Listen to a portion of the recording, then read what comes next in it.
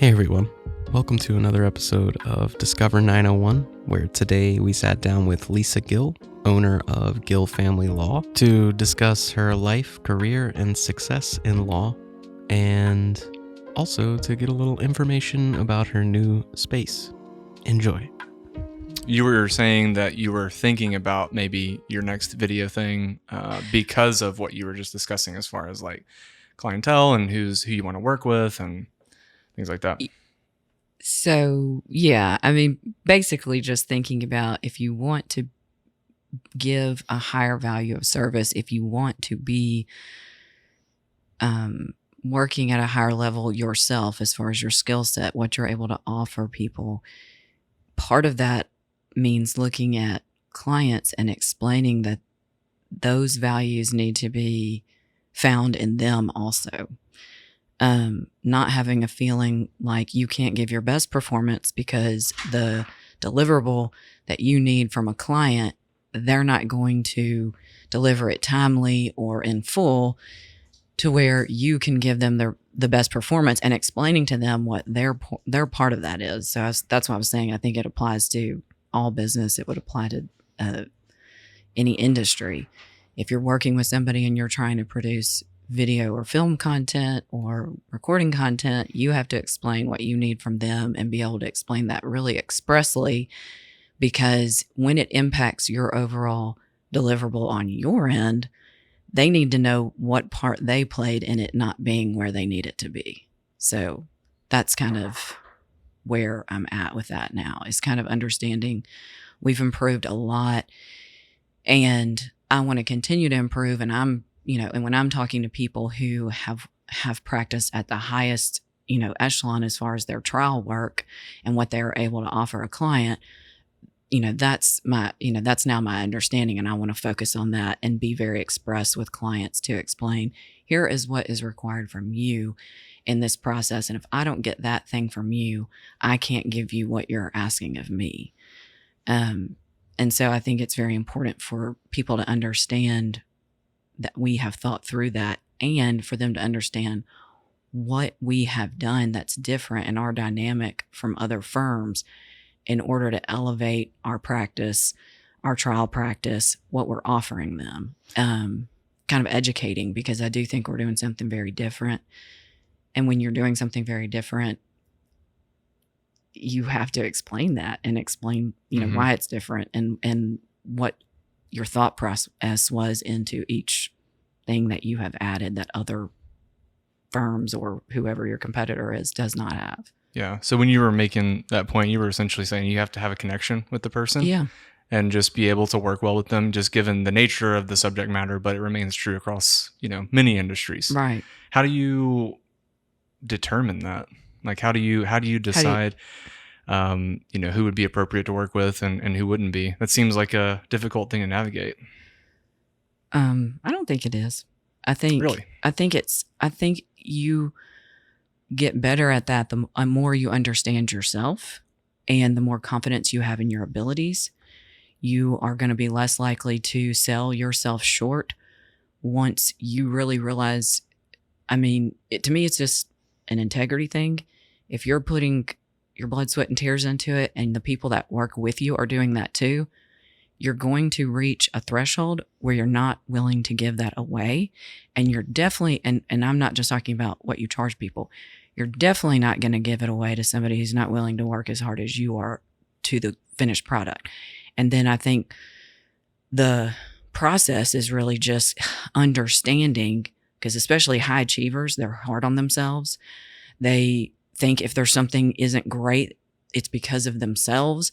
They don't look outward enough early on, and that's okay, because that's how you hone your craft. Mm-hmm. But you'll get to a point where you realize, I'm giving more than I need to. I can't give everything, right? That's burnout and things that we talk about, Justice Field. But you'll realize my family has to have something too. The people who work with me, and then if you employ people, the people who work under me, they need things. And so I cannot work with anybody who's not going to give the deliverable I need. And then it's just a matter of identifying that. And that's trial and error, right? You just start to more easily identify characteristics of when that's not going to be, Right. It's not going to be a good fit, or Yeah. or what they need to bring to the table. You can't always identify that early on. Whether it's, communication, or it's, being here at a certain time, or whatever the thing is. I mean, for us, it's really shoring up proof.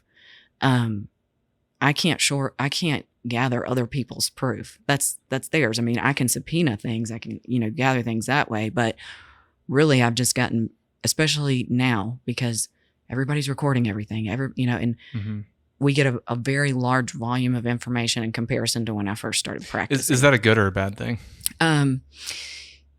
It's both. It can be a good thing because you have access to so much more than you might have had to make a case on previously.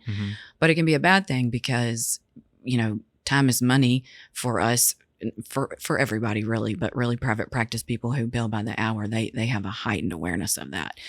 And so I've just gotten a lot better at communicating with people to explain, here's what's going to be good, here's what's not going to be good. And as far as, recordings and proof and things that you can supply, and also helping them understand the way you supply it to us, what format you choose to use. If we have to process it all on our end, obviously we're going to charge you for that. I think that helps target them to understand what things we're really looking for, instead of taking a lot of blind shots in the dark on that. Well, we kind of jumped right in, but I feel like we should, for people tuning in, we should establish who you are. Who are you? What do you do? I'm Lisa Gill. I'm the founder of Gill Family Law. I'm a family law attorney, and I have founded a firm that is focused on, it's a client-centered focus, but really that's focused on leveraging technology to help clients get a better quality of service that makes sense in the modern world that they are living in. And I think that gives us an edge on trial practice by being able to do that. Yeah, it's funny. You jumped right into technology, but I know you have your hands in a lot of other things that aren't just, technology when it comes to, not just your clients, but your staff as well. Yeah. You're pretty networked in the Memphis community, and you like to connect people to resources beyond just what you might find in a typical practice, right? Is that fair to say? I think that's fair to say. Yeah. How did you, let me begin with why. Why did you go out and make Gill Family Law? Because you're already speaking about things that you're embracing in terms of technology, but why really? Where did it begin? Well, really, because I feel a need to have a purpose that's more than just producing a thing for profit, and I think I'm not alone in that, and I think people get the best quality of life when they are aligned with that. Maybe not all people, but I really do think all people. Feeling your purpose is important. Yeah. Well, I just feel like feeling like what you do has purpose, and that can be hard in dealing with the difficulties in navigating the legal system. Our profession deals with a lot of burnout. People who do what we do often wonder if they're actually doing anyone any good. And so I really felt a need to connect several things so that I would feel aligned, and that also it would help me identify people who are aligned, because they would be attracted to working in that kind of environment, because those are also, those are also things that they identify with as far as their character, their purpose. Do you feel like in your initiation of Gill Family Law, you've been able to connect with other people? Yes. That share your values and share your mission and what you want to achieve? Yeah. Did you already know those people before you made the leap, or did you find them along the way? Some of those people, but I feel like one of the things I try to focus on is being very verbal about what I'm doing and what makes me feel aligned. And I think that creates more connection. Yeah. Because then people hear that, and if that's something they're aligned with, or they know someone, but so you have to put yourself out there a lot and take a lot of risk that people kind of think that doesn't really make sense as a lawyer anyway. Yeah. Well, 2 questions. How long have you been practicing? And I definitely want to dig more into Gill Family Law, but how long have you been practicing, and how did you choose this as a life path? I've Going been back in time. practicing for 12 years. I've been working in law firms for 17 years. And I always wanted to be a lawyer, even when I was a small child. Really? Yeah. Like when? Like what age specifically? The fourth grade is the first time I can remember. We had to draw something, I think, for career day. And that's the first time I can ever remember. Did you draw a lawyer? Yeah. Well, I drew like a courtroom. A courtroom. Okay. Yeah. Are you a good artist? I'm okay. I mean, you could tell what it was. Okay. But Yeah. So you realized that at fourth grade, and it never swayed. You were always like, hey, this is what I'm going to do, because this is a difficult path. It's very ambitious. It's very demanding, I would assume. I haven't done it myself, but I'm assuming safely, I think, that it's very demanding. So, I mean, you never wavered. From fourth grade on, you're like, this is it. Well, that's not true, but I stayed, like, I didn't really waver completely, but there were times where I changed my mind and wasn't sure. I interned as a paralegal when I was in undergraduate school, and I questioned that I could do it because I had already had my son, and at the time we were getting ready to open, and my husband at the time was getting ready to open a business, a restaurant, and I questioned whether or not I could devote that kind of time to my profession. And so what I ended up doing was being a paralegal at a law firm when my son started preschool. And then the partners in that law firm really encouraged me to go back to school. And when my son started kindergarten, I started law school. Is it typical for someone that practices law to begin as a paralegal or to go through? No? Okay. Yeah, these are things that I feel like, people that might be interested would, it would be good to know. Yeah, it's not. It's not. So atypical. Is it a separate, I don't know if it's not a certification, but what are the credentials you would need to be a paralegal? It's separate, right? Yeah, some people get a degree in paralegal studies, and some people just get certifications. Gotcha. Or on the job training, and then they later get a certification. But it would be like a nurse or a doctor. It's two totally different paths. You can go to law school different than other things with any undergraduate degree at all. I mean, so it doesn't matter what your undergraduate degree is. You apply, you get in, you go to law school. But yeah, two very different. I haven't met very many people who were paralegals and then became lawyers. Do you feel like it was valuable? I guess so, because it helped you choose, right? Yes. And I also think one of the things that you'll hear lawyers say often is they don't feel like law school practically prepared them for being a lawyer. They didn't have a lot of practical application experience. And law school they're doing better. They're doing a lot better. Even our law school here locally is doing a lot better to have more classes that give practical application. But most people previously, prior to that being true, we're getting just theoretical and theory type education, and then coming out and not understanding the practical application and taking more ramp up time for them to really understand how what they learned theoretically applies practically. Mm-hmm. Would you have any advice to someone who would maybe be in a similar, position in life, determining if this was, a path that they want to pursue? Because you're right, it is a tremendous investment. Like, any advice or like way to help analyze that decision? Like, is there anything that helped you?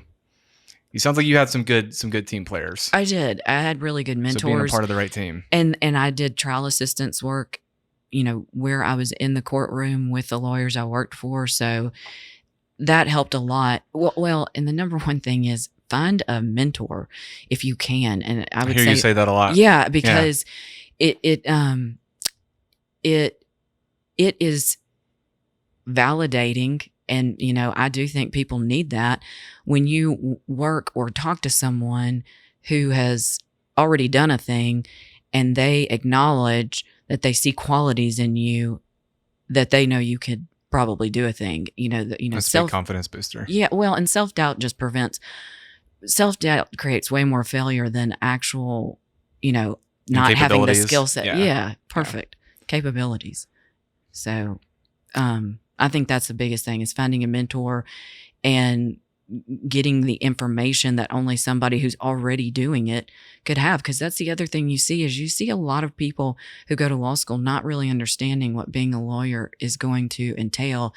And I do think that leads to burnout and unhappiness in the profession, because they don't really understand what they're getting into.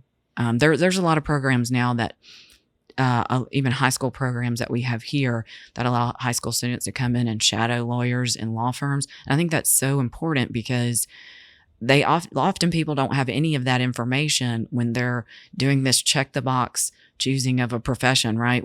You're supposed to know when you're 19 what you want to be for the rest of your life. You know what I mean? And when you've never done it before, otherwise it would limit you only to what your parents had done or somebody that you knew. So it would completely prevent people like me, who are first-time lawyers, first-time law school graduates for their family, first-time college graduates for their family, from doing something. Is that the case? Mm-hmm. From doing something like that, because they just wouldn't have any idea, or the opposite. Maybe they do it because they think, oh, okay, a lawyer is a thing to be, but I don't really know anything about it. And then they've spent a lot of money and time, and they're not really happy with what they've chosen to do. How was law school? You had a busy life, it sounds like. Yeah, it was hard. I mean, it was difficult. Yeah, my son was in kindergarten. Did you have to learn to speed read? I've always wanted to ask someone who practices law that, because I've heard it so many times, and I've wondered if it's true. Do you have to learn to speed read, and is it actually effective to get through all of that material and retain what you need to retain? Question. Yes, that was. I would object to that being a compound question, but I'll break it down into all the parts. I would love that. Thank you. Yes. Law school does a lot of things. People will tell you it changes the way you think, and it changes your brain. Some for the better, some for the worse. So one thing it takes away is most people who go to law school, I think, are voracious readers. They are people who spent a long time reading and enjoyed that, and it takes all the joy out of it. You will not read a book leisurely during law school, and it might even take a few years after that before you can do it again. You do have to learn how to read very fast. But I actually took speed reading classes with my dad. Okay. When I was young. You're answering my question. It's making me super happy right now. I don't think that you have to have that, or other people that went to law school did that, though.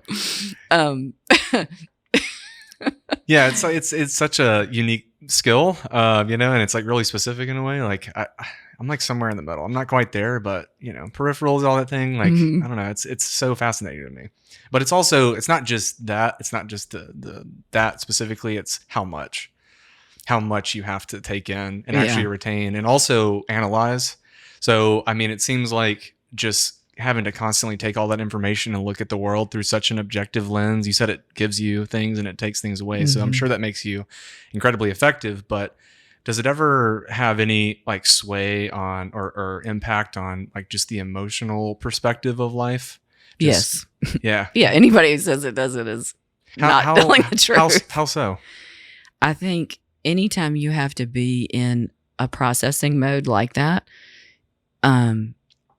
it can reduce empathy. There is very little margin for error that will be tolerated in most courtrooms. And so that means you're not feeling empathy, right? So I believe it makes you process information in such a way that you can get to a place of being robotic, and that can reduce empathy. So you have to kind of tap back into not talking to people who are going through an emotional situation. Like, yeah, I understand what you're saying, but here's how it's going to play out in court. So all that feeling stuff you're doing, can we just stop that? Because I need to focus on getting ready for this trial. On the results. Yeah. Yeah. I mean, I don't know though. I mean, it seems like even with not necessarily a lack of empathy, but maybe taking away from that, you seem to still have found a way to, take objective measures in order to increase that, by your alignment with, Jessica or Ramona, the people that we've talked about. That's very empathetic. That's very thoughtful. It's very meaningful. It's not objective, but it's also handled in an objective way, I guess. Like you're doing things that are very practical, pragmatic, like that make a difference.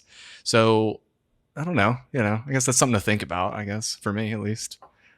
Well, I think you something that's important in the way we operate at our firm too is knowing that happens. You have to make sure people who work for you and with you don't do that. And that they know that if they see you doing it, that you want them to tell you, hey, you're doing this thing. And by it, you mean just like maybe not being as emotionally aware, or what do you mean specifically? Yes. Yeah. Okay. Yes. Being overly abrupt with people who are feeling an emotional thing and basically asking them to disassociate from that emotional thing they're going through so that you can focus on what you need to do. Yeah. Were you naturally on a more, because I mean, it's very obvious that people are, one way or other typically. Were you always more on that objective side, just as an individual before law and before anything else, just as a person, or is it something that kind of evolved and grew? I don't think so. And I think Really? that's why when I first started practicing in this area, I just thought it was never going to be for me because I am very empathetic. So therefore, it would be much easier to represent somebody who is a little bit not going through an emotional crisis, maybe just going through a legal crisis or a contract negotiation or, some other kind of litigation that doesn't involve an actual emotional crisis, because I don't think I was a complete, analytical, non-emotional person. So why did you choose family law? Well, what do they say? I didn't choose the game chose me. Oh, is that it? Okay. No, I mean, people really do. Because I feel like that's also like once you go through the schooling and everything, like that's one piece of it, but there's so many, So when I first started practicing, I didn't do family law.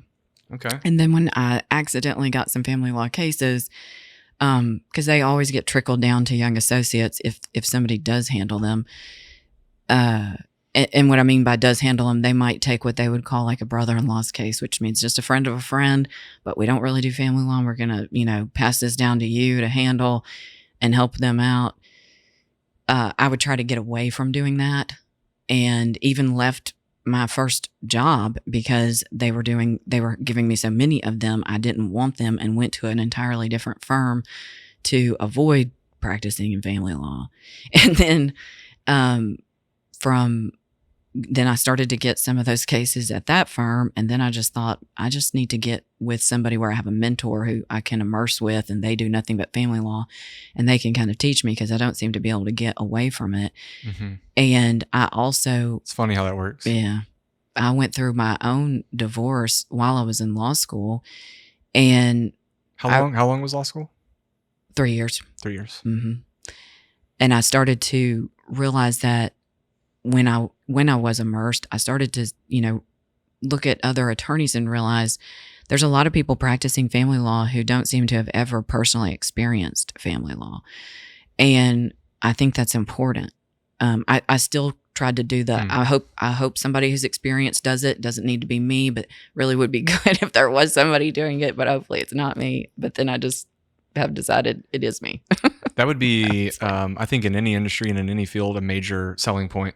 Just the fact that the person has some sort of personal connection to what they're involved with, because it's just seems like it would be inherently more motivating to get the right result. I think it is, but I think it is something I did not realize until very recently. Divorce, there is so much shame and stigma around divorce. It's not something as a professional woman that I would ever tell a client before. I would not talk about that. I might not even talk about it to coworkers, really. You're saying now, or? No, I do now. But I'm saying what you just said is something I don't feel like I really realized until the last few years. Yeah, that seems like just outside looking in, seems like it's huge. In any capacity, in any industry, like I said, but especially this one, it's very personal. Yeah. It's a big transition. Yeah. For sure. So tell me more about your mentors and how you kind of evolved in that. Like, we're kind of walking through your career here and how you got to now. But so you found one, and how did you get connected? How did that impact, your choices in law? Well, I've had many. My Okay. My first boss, I feel like, is still one of the most impactful people I've ever worked for, because he really taught me what I would say are like the fundamentals and the importance of procedure, trial skills, how to prepare a case for trial. There were certain things that he did not add to that, collective whole of what I do now, but he's still to this day, I think, one of the most impactful people, because he really understood internal processes about how you can simplify things within your office to take complex situations and get them prepared for trial without everybody being stressed and burnt out. And I just thought that was how people did it. And then I worked in other environments where they didn't do it that way. Case. No.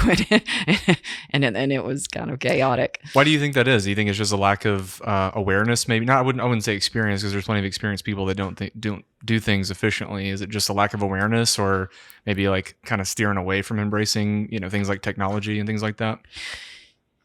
It could be a combination of all of those things, but I really think what it comes down to is how did you learn it? And there's a lot of people don't innovate that, meaning if I learned it away, that's how I'm going to practice it once I start doing it. And I might change a few things, but not any major things. And then with him, he had worked in corporate environments. He was German, and that helps. Yeah. Those two things help a lot. And he had practiced for over 40 years. So I just think he had a lot of combination of things going for him. And he, different than most people who are practicing it at that age, because when I worked with him, he was already 70. He loved to try new things and technology. That's an awesome 70-year-old dude. It was awesome. I mean, I didn't even realize how rare it was until, later. How long did you work with him? 5 years. 5 years. Mm-hmm. That's a solid chunk of time. That was. Yeah, to learn and grow from. What was, I'm kind of putting you on the spot. What's like one major thing you learned, I guess, beyond just embracing, more efficient systems? One thing that you would give to maybe an aspiring lawyer, if you would, from that time in your life? Because you're budding, right? Yeah, I would give it to anybody, which is never give up. And every case is, that's lawyer specific, but every challenge is not going to be Tom Brady football.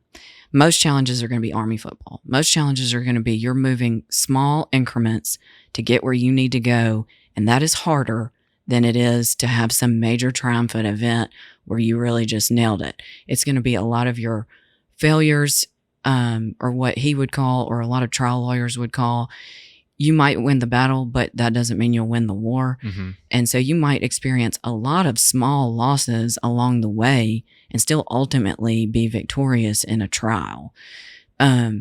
So I think that would be the number one thing I would say. So patience and consistency. Yeah. The two qualities that you have to remain steadfast in.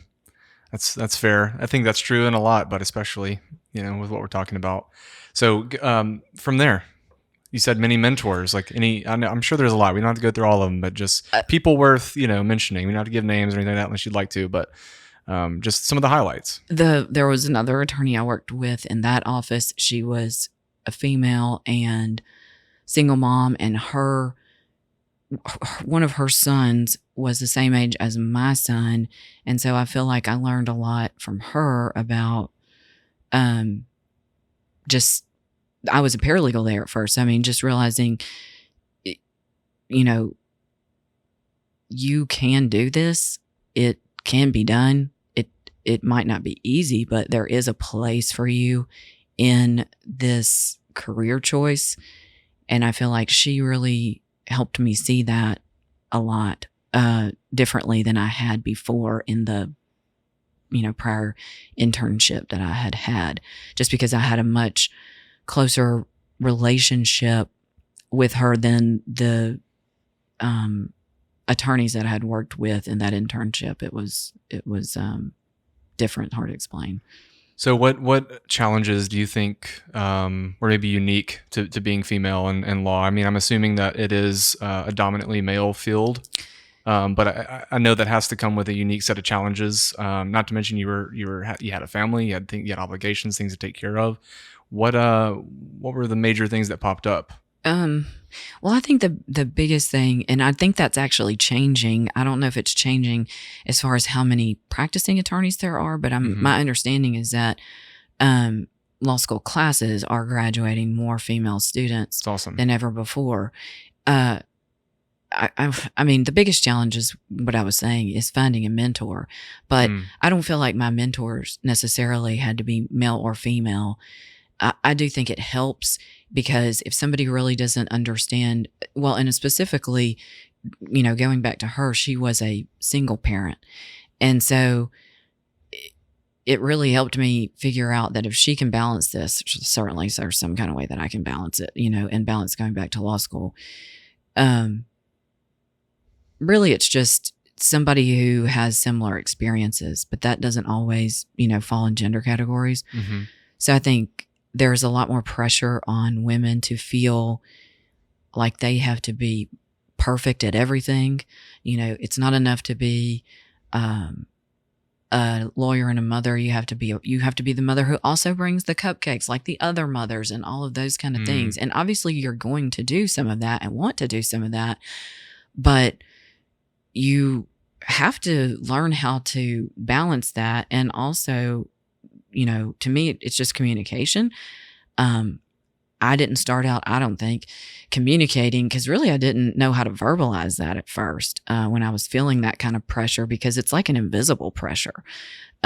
Nobody's sitting there saying, well, you really need the cupcakes, but you feel like you're feeling silent judgment, or whatever, if you're not doing certain things like that fall into gender norms. Yeah. So it's frustrating, isn't it? Yeah. I think just being able to have an awareness of that and be able to verbalize it so that you can articulate what your needs are. Did you just squash that in your mind? Is that really the only option? Is just when you're in those circumstances and there's something that, like, maybe you couldn't bring the cupcakes and you're just like, you know what? I couldn't get over it. So like, what do you do mentally? Yes, but it takes a long time. And even now at my age, and my son is 20, I still feel like there is this time of year is a perfect example. During the holidays, I feel like there is silent judgment if I'm not doing a lot of things. And this is after I've just opened a business. And these are things that nobody would be expecting my husband to do ever, just because it's the holidays. Yeah, sorry about that. No, that's fine. I mean, he's 100% behind it, because he's like, when I will get stressed out and talk about worrying about those kinds of things, he's like, I don't even know why you're worrying about that. Yeah. Anyway, I think those are just general challenges of being in any profession. I think I've been lucky because I've never been in very many situations since I've been practicing where I really felt, just really glaring sexism. That's not to say none, but not as many as I've heard from other people.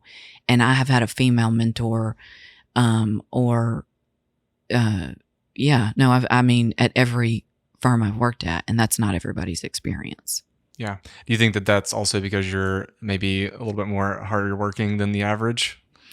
You just have, you're a business owner. Like, you obviously have a different level of drive in your practice and what you do. So I'm assuming that as you grew into that, you were naturally easy to like and appreciate as a fellow practicer. No, because the examples of things other people have, shared with me don't really have anything to do with their drive or their work ethic. They really do have to do with things that never should have been said to them, or really mostly it's stuff that was said to people, and I didn't experience that very often. Where did your drive come from? Well, my dad. My grandmother and her sisters too. They survived the Depression, and oh wow, resilient. Yeah. Your dad was a hard worker too. I know we've spoken briefly. Very hard working person. Yeah. Do you think that kind of rubbed off on you? Well, yeah. I just always knew that was the expectation, and that we don't quit things. If you're quitting, it's basically like, I hate saying this, it's very unpopular in today's world, but it's basically like admitting a thing can beat you. And that's fine if you want to do that, but just be sure that you're there before you do it.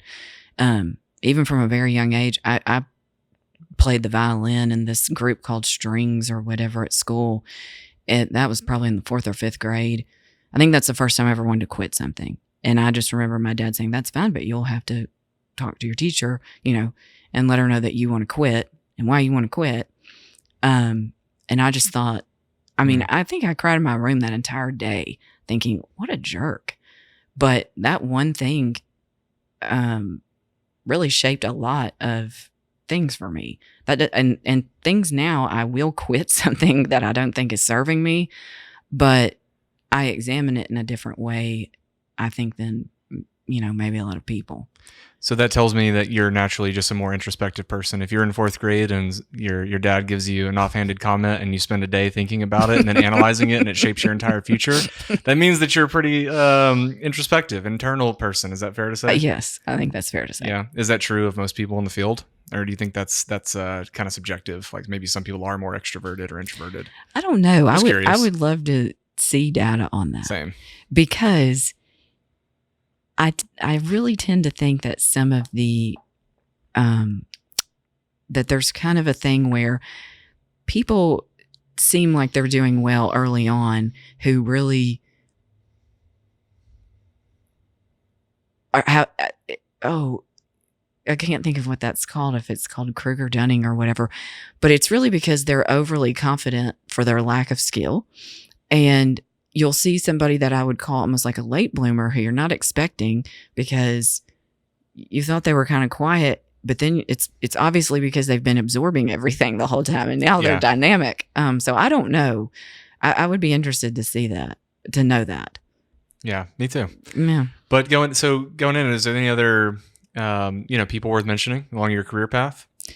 Sure. I mean, I worked. We don't have to give a shout out to everybody. I know there's a lot, but I'm confident that you've already given 2 people that sage advice, if you will. So another female boss I worked for, I feel like what she added was the fact that kind of what we were just talking about. She made me realize you don't have to be what I would call popular to be effective, meaning maybe it's okay if nobody likes you. Maybe it's okay if somebody just utters a curse word when your letterhead comes across their desk. That's okay too. I'm not saying you have to go all this way or all that way, but that was kind of eye-opening to me. You just have to be right. Right? All the time. That's what they said about Dr. House, right? I don't know if you ever watched it, but Yes. Yeah, part of it. So that was something that you learned from her. Yeah, it's funny, right? It's true. It's true though. Yeah, but it was just like him. It was that it's okay to be, but that's not reiterated to females generally. I don't think so. That it's okay to be respected. It should be. Even when you're not liked. Even if that means some people don't like you, they still respect you. And that, it should be. You're right. Yeah. I mean, it's Jess and I spend a lot of time having conversations about that on both sides. Have you seen this show called Ted Lasso? Mm-mm. Okay. Apparently I need to. Yeah, you do, really. So there's a scene that I was just watching with my son and my husband, and it's horrible. They're in this locker room, and one of the players' dads, who's a total scumbag, who's like never been in his life, but of course now that he's famous, scumbag. And he's going off on him and saying all these really horrible things, and you can see it tearing him down. And everybody just sits there stunned. And one player walks across the locker room and hugs him. And I was just, that's not a show Jess would probably watch unless I ask her to watch it. But yeah. I was in reference, that's Jessica Shea from Board Counseling, who's also been on the podcast, and it's a great one. You should listen to it. But anyway, she probably wouldn't, by the way. But it's the opposite of what we're talking about for females. Is that it's this other bad, gender norm. That's the fact that they all see this person hurting emotionally. Only one person, their natural reaction or is willing to reach out and hold him. And I know this sounds whatever, we got way off topic, but I think getting back to the point we were talking about, the gender norm of, no, you don't have to be liked. Everybody doesn't have to think when you leave the room, oh, I really like Lisa. That's not actually the objective. The objective is for people to know Lisa zealously represents her clients. Yeah. And she's not here to win a popularity contest with you who represents somebody on the opposite side. It's an adversarial system. And that's okay. Yeah. Wow. You're scaring me a little bit. I mean, but it's the truth, right? Yeah. So it is what it is. And she was the first female I ever really felt reinforced that to the degree that she did. Mm-hmm. And then I was, I think it's not typical that I've worked now in one firm that was entirely female and one firm that was, 90% female attorneys. That's kind of unusual. And those were interesting experiences. Has all of this been here in Memphis? Mm-hmm. Wow. Okay. Awesome. So kind of going from there, what was the buildup prior to Gill Family Law? How did you, I guess, kind of begin the path to start Gill Family Law? Yeah. So I was actually in with a group of attorneys. I had 2 partners, and we started a firm in August of 2019. There were a lot of different things that occurred in the firm. One of the partners had already had his own firm for about 10 years prior to that, and he still owned the building up the street from us. And he ended up... Is that you? I don't know. Sounds like me. It's okay. Is your phone around? Yeah. Hold on. Take your time.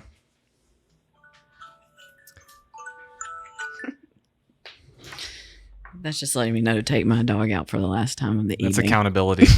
True accountability. Totally appropriate, by the way. Another testament to your character for the podcast. Making sure the animals are taken care of. Cheers, by the way. Have a sip of your tea. It is good tea. What kind of dog? We definitely tell people he is not a pit anything because for some reason that freaks people out. Yeah, well, you see our vicious pit around here. Right, exactly. He's some kind of boxer, pit terrier, something or other mix. A cutie, I'm sure. Yes. It's good tea, right? It's good for your throat. But he is getting a little older and has had some accidents on the way down in the morning. He's just excited. We live in a high-rise, so now we have to make sure we take him we always take him more than once a day, but now right before he goes to bed, we take him. Get your system. Yeah. Yeah. But it's new, so I have to have the reminder. Fair enough. 21 times makes a habit. Is that right? I don't know. 21 days, yeah. Yeah, 21 days. So, yeah. So going back to the evolution of how you got to Gill Family Law. So, for a lot of different reasons, we separated to go in different directions. And before that happened, though, there were a lot of different things that occurred. So August 2019, we're starting a new business. Mm-hmm. March of 2020, everything about the way you practice law is changing because of COVID. Big month. Yeah. During that, right before that, January of 2020, my mother, who had been ill for many years, passed away. And in August of 2019, we moved, we downsized our house, moved into a high-rise. My son started college. So it was a lot of life changes. It was a lot of things that cause you to be introspective. And, I started kind of thinking more specifically about long-term objectives and what I was talking about before about purpose and alignment and as a mother, identity, your loss of your own mother, and the major realization that your child is becoming an adult, made me examine my identity and purpose and things like that at a much different angle, I guess, than I had really thought about it before. And also, what is your long-lasting legacy? With your life, what is the value of that? And I really didn't know that, but I was trying to piece that together. And then that when it ended up that we started having conversations about going in our own direction, that I started to shape, put pieces together of what I thought that meant. And that's still kind of culminating, I think. So when you Was that process difficult to lean into, or was it something that was like cathartic in a way? Was it something that you were able to really, I don't want to say enjoy, but be able to get the most out of it because of your comfortability within that realm of mind? Because that's a tough spot to be. Yeah. Everything that you just went through, but it's also redeeming, maybe in a way is a word. Maybe that's not the best word, but just the ability to pull something positive, to pull light from a dark situation in the world and in your personal life. I mean, that's a lot to go through. Yeah. I think both. It was really hard. But you don't shy away from a challenge. I don't, but the biggest thing is, it's funny just because Jessica and I were just having this conversation, because we see a lot of people struggling during COVID in, we see it too, right, pretty profound ways, but a lot of it is getting back to kind of what I was saying, and this is not to be insensitive to mental health, but a lot of it is, I saw people who got really apocalyptic and they weren't having any personal impact. They weren't. People are afraid to be with themselves oftentimes, which is something that surprised me as well, because I live there. And to realize that when somebody does realize you live there and you're okay in that space, that they would lash out at you for it. That was the surprising part to me. And I guess the phrase I, was using in the conversation I was talking about is, yes, you have to know that you've experienced that and it's okay to lay down, but you can't stay there. I think that it was both cathartic and challenging, because when you have your own business, you have he's grown, but you have a child that's depending on you. And, before she passed away, you have a parent who's also depending on you. You can't lay down and stay there when it's hard. You just have to figure out how to press yourself into a place you really didn't think you could be before. But that's kind of how I ended up going to law school or any of those things. Such an undervalued and underappreciated and uncoined characteristic for a human being.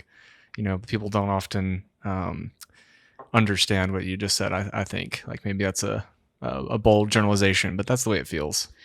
I think that's accurate. I mean, I think going back to First Boss or other people, even my grandmother and her sisters, I always kind of felt like I didn't know that because I didn't know there was another way, had a still nerve running down their back. They really didn't get bent about much. And then later on in life, realizing what they had lived through, they were one of 14, 6 brothers that went to war, only one came back. My grandmother's older sister raised everyone from the time she was 14.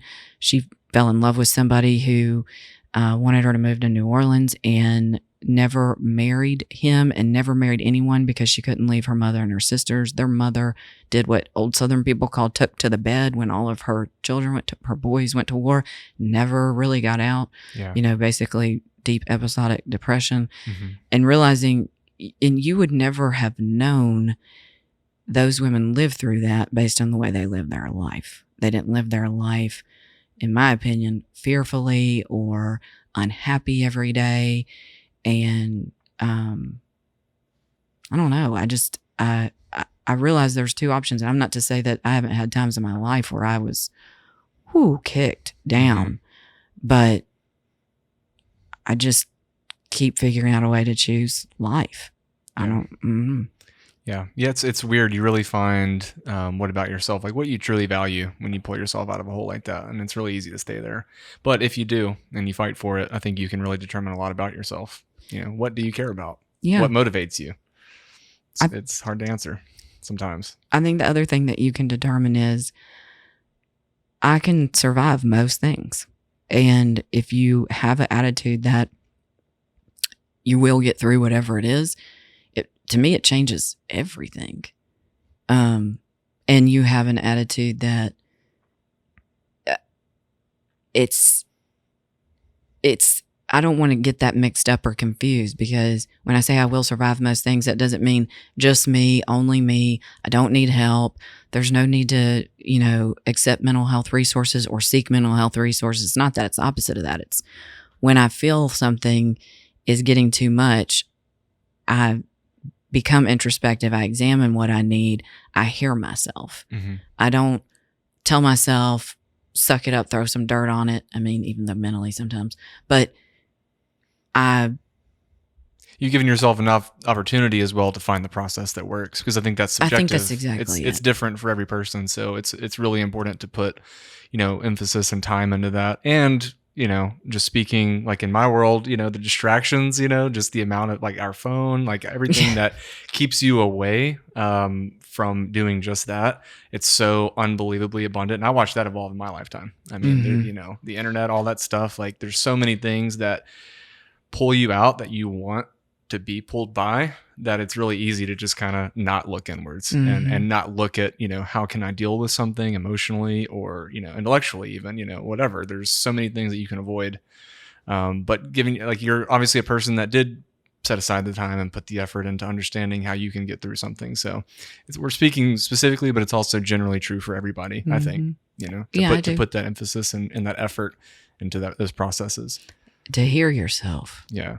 Mm-hmm. Yeah. And see, now we're getting to the spirit of Gill Family Law and where it came from. Yeah. Yeah. So tell me, going back to more like speaking practically, how do you open a law practice?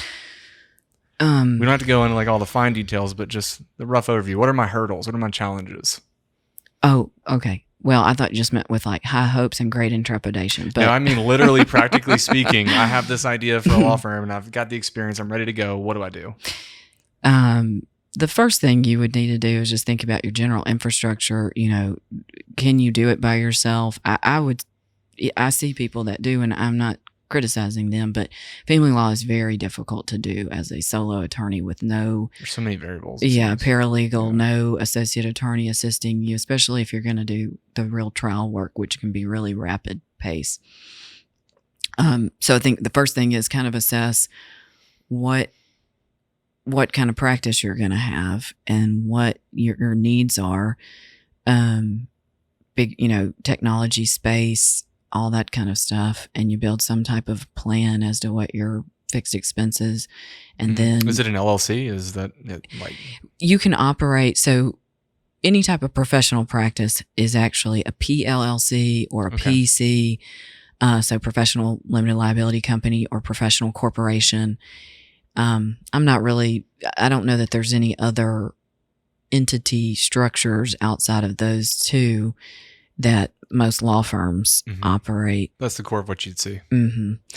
And so you would either be a sub S as a PC, or you would be a limited liability company with one member, a managing member as a PLC. So, you would go to somebody and get that structured. I mean, that would be the first thing. Registering everything with the Secretary of State. I'll tell you what a great resource is. It's not in Tennessee, but that I know of, but the bar in Mississippi, and it's probably because so many people are in small practice and solo practices, they created a checklist that's very extensive. And I think the American Bar Association has one also. When you are thinking about opening a law firm, that kind of guides you through every single thing, because there are so many things, and it really is very comprehensive. So those are two really good resources. I would expect no less. Yeah. Right? Right. I would be disappointed. Well, that's awesome. So you go through that process, you found your space, and we have more spaces to talk about in some time, but tell me about kind of the fundamentals of Gill Family Law. You ready? Mm-hmm. Good. We got to get rid of this. So tell me like some of the fundamentals of Gill Family Law and again, why it exists, why you went out. What were you aiming to achieve? We kind of touched on it, but let's go into detail. Really, we want to have... Who's we, by the way? Oh, so and they were not necessarily involved in the pre-planning stages, but I have a paralegal, Sabrina Elrod. Shout out Sabrina. Shout out to Sabrina. Big, huge. Shout Oh out my Sabrina. gosh. She's cool. Yeah. I have an associate, Jared Culpepper, and then Sabrina's daughter, Haley, is our file clerk, Haley Floyd. But really trying to figure out a way you could maybe more holistically practice family law. But so that is hard for me to grasp on the outside looking in when you think of holistic and a law practice. So right. How do you? I kind of know you, so I know a little bit of what you're getting at. But for those listening, how would you define that? For me, and I might define it differently than other people. I love it, by the way. I define it really as thinking of your client as a whole person, not just a client in a legal matter. So just kind of the stuff we were just talking about, realizing they're going through a life crisis, a potentially traumatizing life crisis, but also transformative life crisis. And what are the tools that they need? Being very transparent with them and asking them, do you have somebody you're talking to, mental health professionals, because you're going through what is people smarter than me have identified as the most traumatizing experience in people's adult life other than losing their child. That's really. Yeah.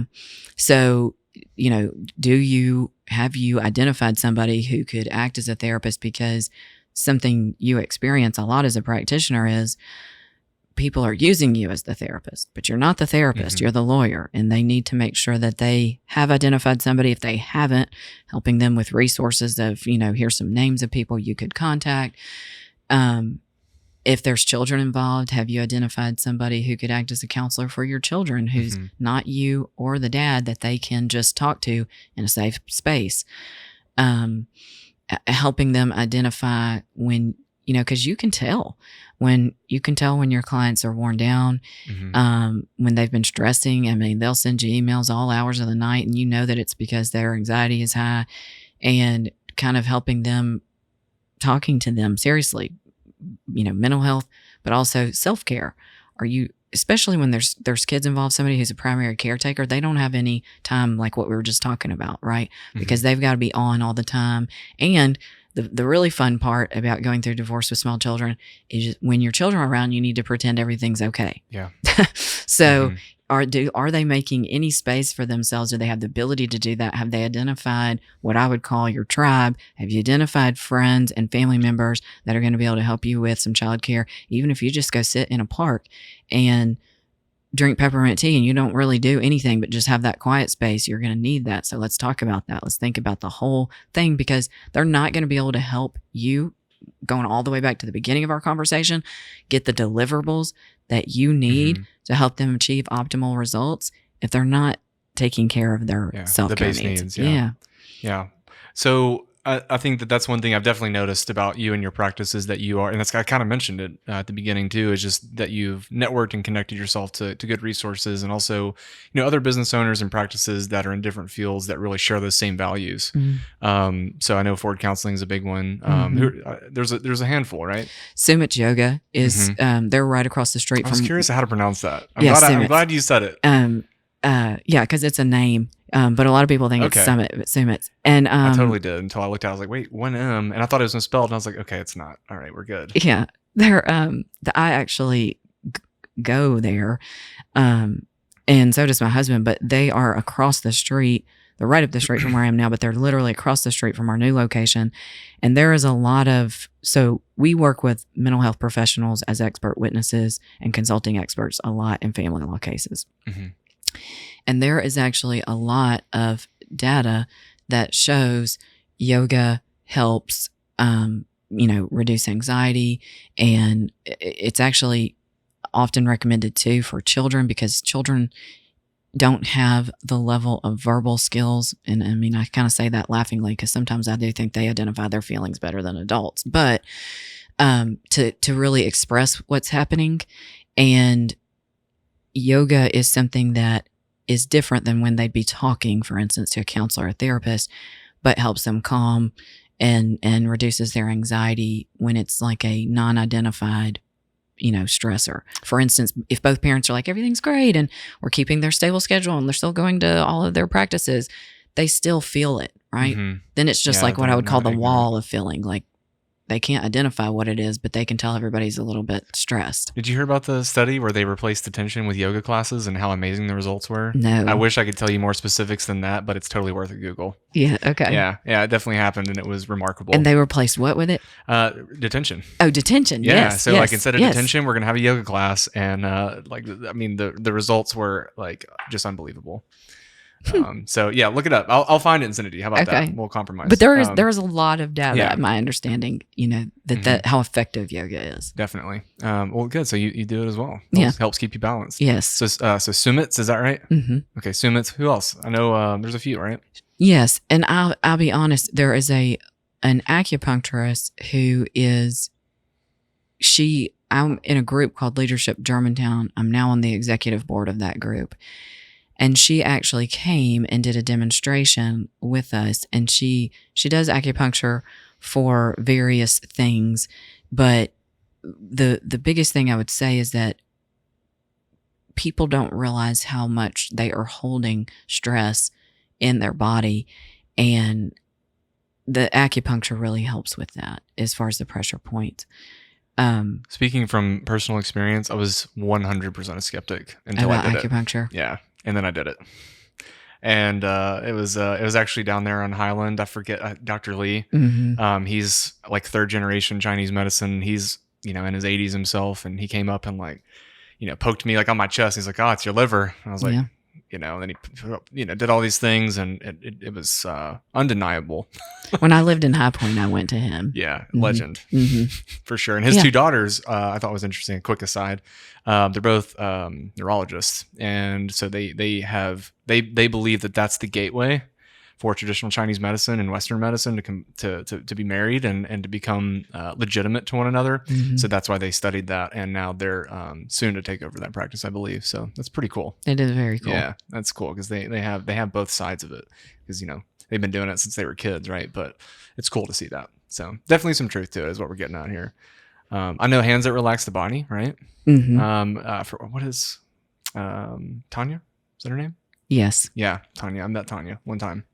She's nice. I know. She's on there, right? She's on your website. Yeah, she's massage therapy. Yeah, but but she is gifted, is what I would say. I mean, it is way elevated what she does in comparison to. She's a lymphatic specialist too. She is. That's a whole different thing level. Yeah. That's awesome. I mean, so you mentioned Leadership Germantown, so it seems like you've kind of gotten into not just resources for your clients, but resources for the community at large. Yeah, so we lived in East Memphis at like Shady Grove Yates area, and then when my son went to college, we moved to Germantown, and that was where the firm was going to be located. And I mean, that's something that also I think comes from my family, is that they believe in kind of being a part of your community, not just living in a place, but being a part of where you live. So I actually got involved in the chamber. Our firm became a member of the Chamber of Commerce for Germantown and Collierville, and immediately started meeting people in those organizations. And there was some type of email invitation sent to apply for Leadership Germantown, which I did. And I was in the class of 2020. And then after I finished up that, I was asked to be on the executive board, which I'm on now. That's awesome. So what does that stand to serve the community of Germantown? So the way I would describe Leadership Germantown is it is a nonprofit organization, but it is devoted to it's so diverse. It's really devoted to, in my opinion, to enriching the life of people in that community, but also I would say in bridging the relationships with people in the Shelby County area as a whole. Does it identify people that, have leadership qualities? Is that where it gets its name? I mean, what is the... So generally, I think, and Memphis has something similar to this. It in the Memphis Bar Association, other organizations, do leadership groups. I think generally it's identifying potentially somebody who would be interested in becoming a community leader and helping them. The first thing that I did, Leadership Germantown, was kind of helping you learn about the community, different things about how the government functions, different things about leadership generally. And I think the hope, obviously, is that those people will stay in that community and therefore enrich the community in the future. And then the executive board, I would describe it as identifying emerging leaders and then helping them to understand different, mostly I think governmental functions, and how private businesses can better plug in to assist the community as a whole, to really be a part of the community. And there's a lot of different facets to that. For instance, one of the things that is coming up now is this event called Germantown Strong, which is an event that Leadership Germantown will host. There will be individual sponsors, and it will be a fitness competition, but for all levels of fitness, and all of the money raised will go to the Parks Commission in Germantown. Oh, cool. So, I mean, that's just one example, and everything's not in that same vein, but I think it's just figuring out how that board can operate to assist the community as a whole. That's awesome. They're lucky to have you. Thanks. Powerful. That's a big undertaking. But how many people is it? Just out of curiosity. It's not a huge board, and I got to be honest, I don't know the exact number, but it's maybe between 12 and 14 people. Okay. So enough to make a difference, for sure. Yeah. Yeah. Well, and it's a very diverse group of people, different backgrounds, different, industries. The Germantown Strong event, for instance, partners with Ortho Memphis, which just opened a location on Exeter in Germantown. There's several, I think, gyms that they have been talking to. I'm not sure, who's committed. Mm-hmm. So business development for Germantown as a whole, and there's a pretty broad range of people. That's good though. Yeah. I think that they're smart for putting diversity, in the board and having a broad swath for sure. What do you think, going back to Gill Family Law, what is that going to bring? And when I say that, we should get into the specifics of, kind of the things that you're doing with the business. I know a big one that, I haven't used personally, but you've mentioned is just the portal, the client portal, things that like systems you're putting in place through your business that's unique to it, and how that's going to make a difference, how it will be different. Based on the implementation of technology? Yeah, that's a piece of it. Because going back to what you said, Gill Family Law was largely motivated by embracing, new forms of technology and just change and efficiencies and things that make it a lot easier for the client. It's client focused. And I just realized I said Ortho Memphis. I meant Ortho South. But technology. Okay. So really, I tried to think about, in developing our focus, I tried to think about how does it feel for the client? It's already stressful. It's already hard. How can we simplify the process by which they contact us, meet with us, hire us, provide the critical information we were talking about earlier, which is like super critical. Right. Yeah. It's not just critical information. It's the details that make or break oftentimes. Correct. Yeah.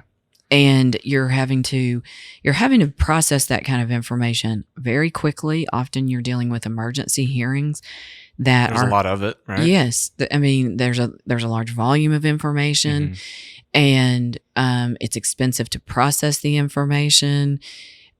Traditional methods are not the most efficient, and they're often not the most effective. So, if you look at other types of practice, plaintiffs' attorneys, for instance, they're doing trials with thousands and thousands and thousands of records and documents, but they usually have an extremely organized, system as to how they process that.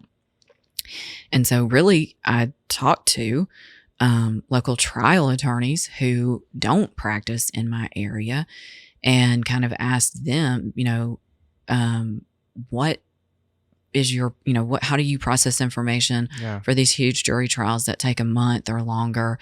And, how are you organizing digital information?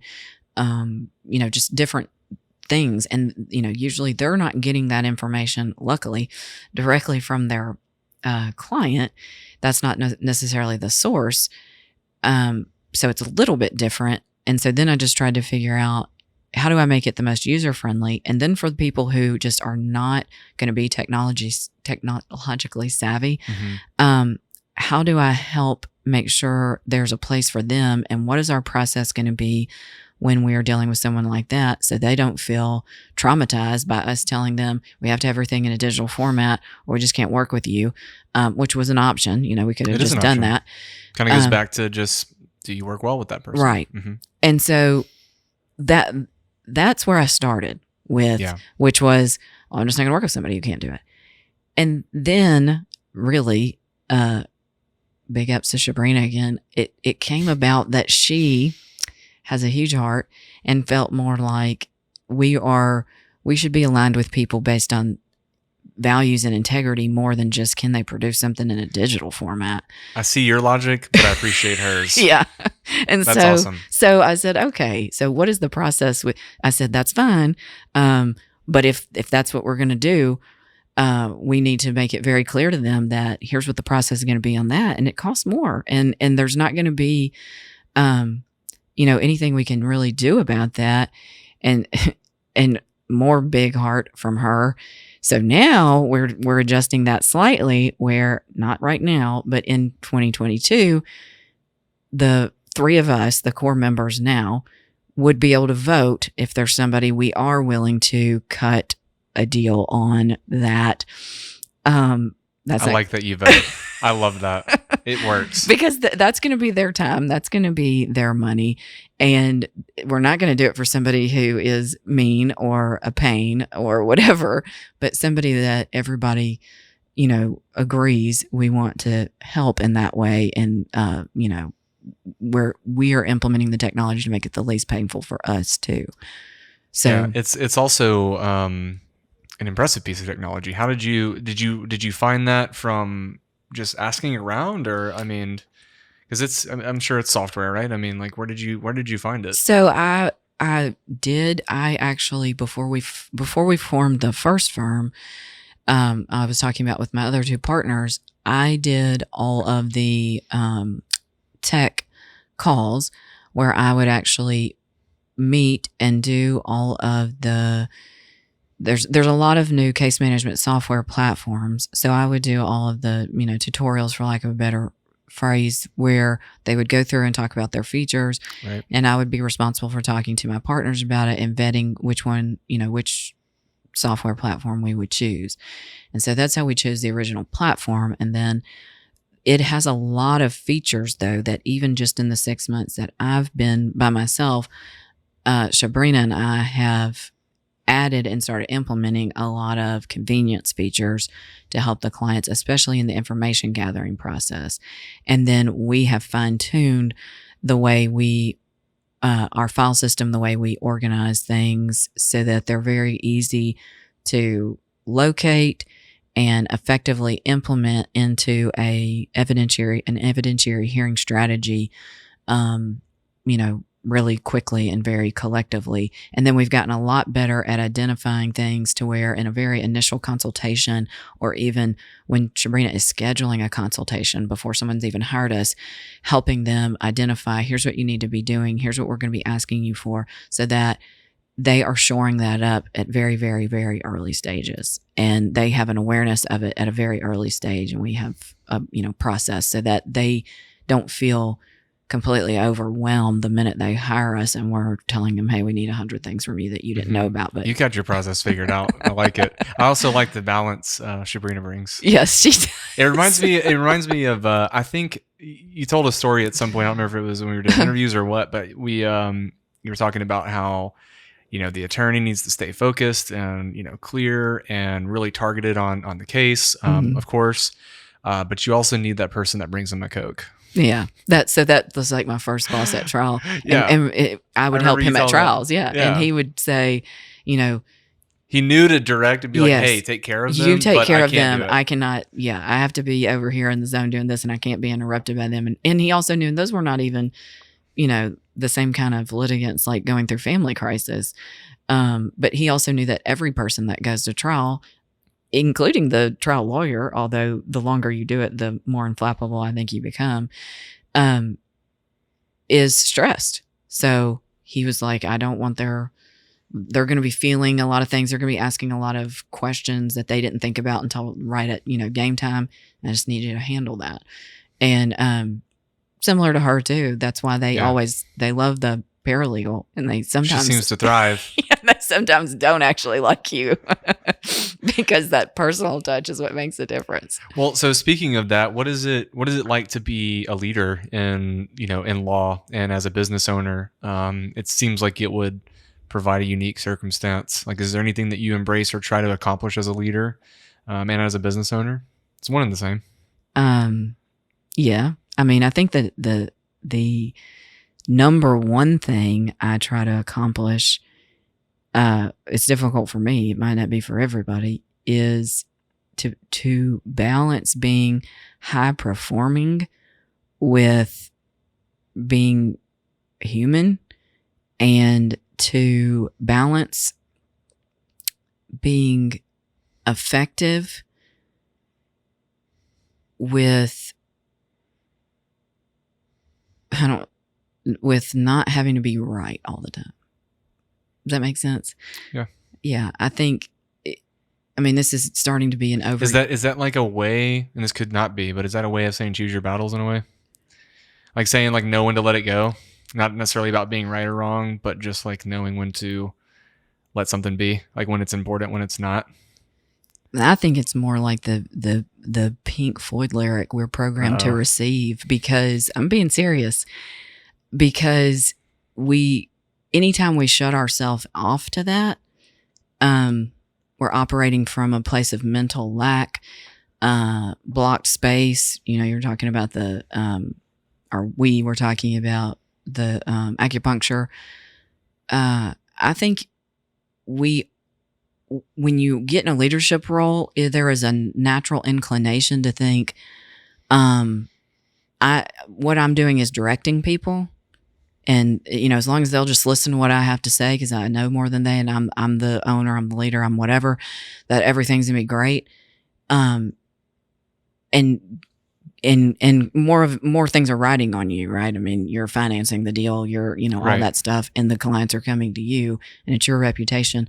At least at this stage when you're a single partner owner, but realizing that's really not your sole role. There's a portion of that's probably true.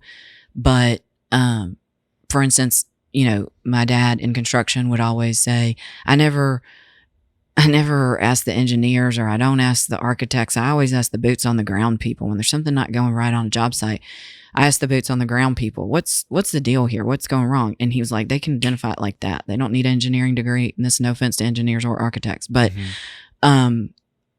once you shut yourself off and you just tell yourself, I don't really need to know what Sabrina knows because I know more than her. And if she'll just listen to how I tell her to do it, we'll be fine. And same thing with Jared.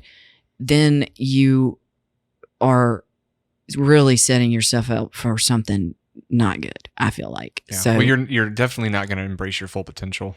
Yeah. Collaborative decisions are almost always better. Right. Almost, You but- cannot. Right. You cannot.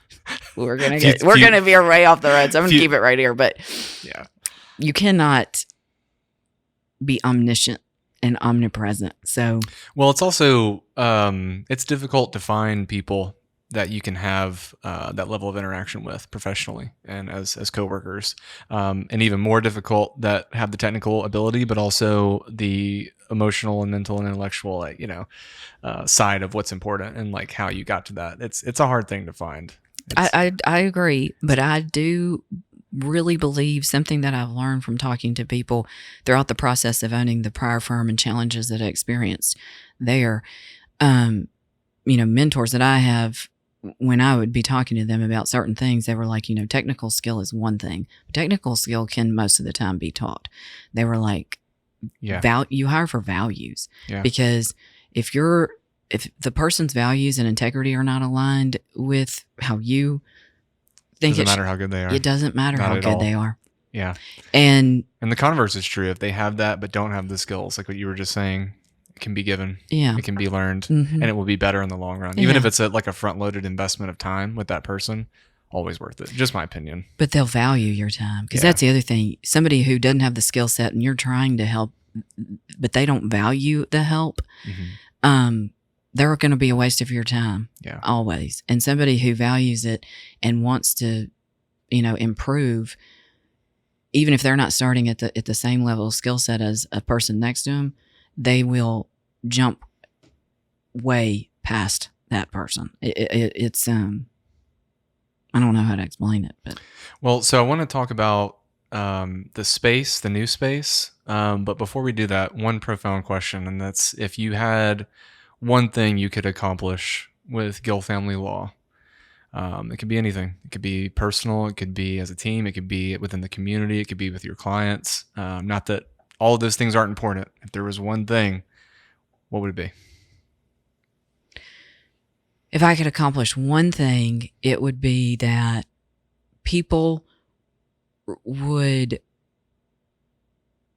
realize you can operate inside of a law firm from a place where you are high performing without reducing the people inside of that law firm to numbers on a page.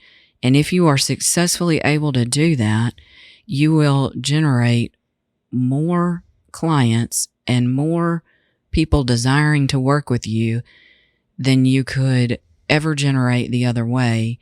And that it would create a challenge for people to keep the old norm.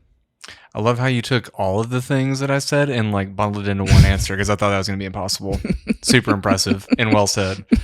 So yeah, I wanted to kind of to move on to another part of the discussion there, because summarize that portion with that question and go into one thing that I like about you as a business owner is you have spent a lot of time thinking about the details and fine tuning every piece of the machine, if you will. And I really loved the story and just everything that I know about how you've designed the new office. So I thought that was really cool. And for those we haven't really mentioned, I think we maybe briefly mentioned it, but you are moving into a new space to house Gill Family Law. I've seen the preview. Yeah. I've seen the preview, and it's already beautiful, but I have a good feeling, considering who's going to be working on it, that it's going to look that much better, significantly better even. Yeah. So you thought about your practice, you thought about not just your clients, because I think that's obvious. You want your clients to feel good. Mm-hmm. You've gone above and beyond, but everyone's going to feel that way to some degree. But you thought about it from even the perspective of my employees and how they feel in the day-to-day, and how this space would impact them, and the type of service, the client services they'd be able to provide, and to what quality. Like how can I get the most out of everything? And your environment is such a vital piece. And I would never think of, in law, on the outside looking in, of someone thinking about how can I make this space and like make my office. Like usually an office is an office, and you have your accolades and everything hanging around you, and it's nice and it's professional. But I feel like it's a testament to your character, and also as a business owner, that you thought about every detail down to that level. And So tell me the story. You had an intention with the space. You connected with a local business. We'll talk about all of it. So tell me about that process and kind of like where your mind started and then how you went about finding that person and executing the vision, which now should be underway, right? Mm-hmm. Okay. Yes. So tell me the story. Okay. Okay. So really I was thinking, how can we have an environment that, kind of a serene environment because of the fact that what we do is very chaotic and stressful and, deadline intensive, pressure intensive, and just dealing with people in crisis every day. And thinking about it from both sides, though, how can we make it that way for the employees who do the work there? And how can we make it that way from the moment a client enters the space?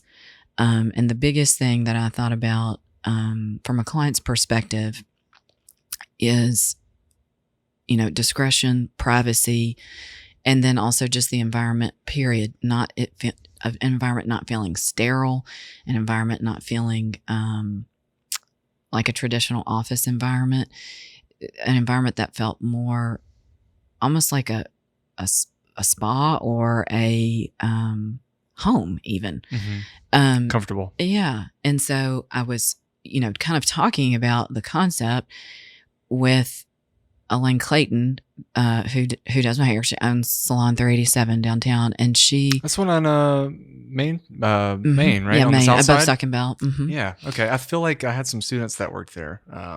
That's cool. We'll talk about it later. Okay. Yeah. And so, I already had, in fact, I think Jessica had mentioned Leslie Murphy's name, and then she is friends. I didn't realize it was the same person. I had met her before. I didn't know that. Yeah, but Okay. I didn't realize that was who she was. And then another person, Jansen Barkley, who is my esthetician, and her son went to high school with my son. I realized that was her friend, but I was talking to Elaine and mentioned Leslie, and Elaine's exact words basically were that, because I was talking about how much detail and, that I was willing to put into the space, and Elaine has her own business. And at the time I didn't even realize that she had, kind of completed a lot of her own space, as far as her build out and aesthetics and everything, lighting. And when I mentioned Leslie Murphy, she said, Leslie Murphy is the type of person who would stay up at night to make sure all of your details are right. And I thought, well, that's it, right? Sold. Yeah. She's the one. Well, I met her, and I really have nothing but great things to say. She was an incredibly inspiring person and a very methodical person, and you could tell that she cared a lot about everything. Yeah. As did her staff too, talking about that. I think she has a pretty good dose of finding the right people too. But yeah, so you had an idea and you found Leslie. Yeah. And so then I started talking to her, and the very first conversation I had with her, I said, I know this seems a little, weird since it's a law office, but here's what I'm looking for. And, I really do think the space impacts everybody involved, and mainly that the right space done the right way can elevate the entire thing, can elevate the level of service the client gets. Because going back to what we were talking about before, if you are able to create an environment where you don't treat and it's working. I'm telling you, if you create an environment where you don't treat your employees strictly like they are a production number, they will in turn not treat your clients like their only value is them being a production number. And everything elevates from there. Everything progresses itself. Just like what you were talking about with Leslie, maybe she finds the right people, but maybe also because of the way she is, people who were good become elevated because they see the care that she takes. So they take the same level of care with the work. When we were there, I don't know if you've seen all of it. I think it's in there somewhere, but just the behind the scenes like designs. This is down. I've never seen it. So the details is like we're talking down to the fabric on like the couches. We're talking light fixtures. Wallpapers that are hand painted and then graphic designed and then expanded into full applicable wallpaper. And it's a very, very thorough in-depth process that is honestly really beautiful. It was an incredible thing to see, and also just how excited they were. Like when we were filming, they were already like working, on it, and they were just like, "Oh yeah, this is gonna be great. We're gonna look at this and look at that, and look at this, look at that." And it was just awesome to see how excited they were about what they were doing. That's their job. Mm-hmm. That's their job, and it was your stuff, by the way. Yeah, you feel good about it. You feel good about your decision. They're doing some great work over there. So that's a big deal. Because they're feeling flow over there. Yeah. When it's they're happening. Artists, professional artists. But I don't think flow is just limited to creatives. I think flow is just anybody who's getting in their zone of, what they do. Yeah. Yeah. So when can we see the new office? We will be in that space March of 2022. I like your confidence. March of 2022. Well, cool. So that's something to look forward to then. Yes, that's a shout out to Walker Construction. No. Shout out to Walker Construction. Well, good. Glad they're hopping on it. Well, that's cool. Well, I feel like we could probably keep talking for hours and hours, but we should wrap this up. Okay. So how can, if people are interested, we got a chance to really break down the entrepreneurial side, and also kind of the philosophy of your business and what that means to you, and kind of how you've gotten to now, which has all been incredibly interesting, and I really appreciate you sharing. I know the people listening do too. But how can people reach out to you if they're interested in connecting with you, whether it's the work you do with the community or just potentially as a client, or just learn more about you? They can go to our website at www.gillfamlaw.com. They can contact our office at 901-667-8977. I think those are probably the best. I mean, they can follow us on social media. I'm about to pump it up. Yeah. About to pump up the social media. Don't worry. Yeah. Yeah. All in time. Well, cool. Well, all that will be available in the description of the podcast and in the video and on Spotify if you're listening. So with that being said, Lisa, thank you very much. You're welcome.